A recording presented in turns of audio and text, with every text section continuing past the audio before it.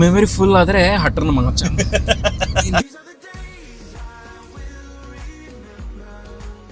ಬೆಳಕು ಯಾವಾಗ ಹರಿತೋ ಕತ್ಲೆ ಯಾವಾಗ ಆಯ್ತೋ ಗೊತ್ತೇ ಆಗ್ಲಿಲ್ಲ.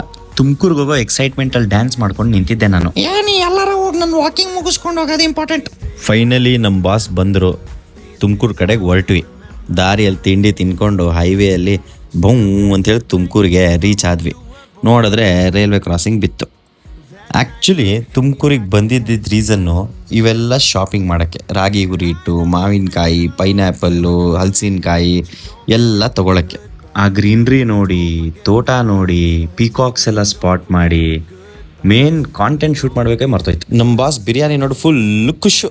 ಆ್ಯಂಡ್ ಫೈನಲಿ ನಮ್ಮ ಮನೆ ಕಡೆ ಹೊರಟ್ವಿ. ಇದೇ ನೋಡ್ರಪ್ಪ ನಮ್ಮ ಮನೆ ರೋಡು. ಏರಿಯಾ ಫ್ರೆಂಡ್ಸ್ನೆಲ್ಲ ಮೀಟ್ ಮಾಡಿ one big flash of memories pass ಆಯ್ತು. ವಿಡಿಯೋಸ್ ಇಲ್ಲ ಅಂದ್ರೂ it's okay. I was living in the moment and that is important.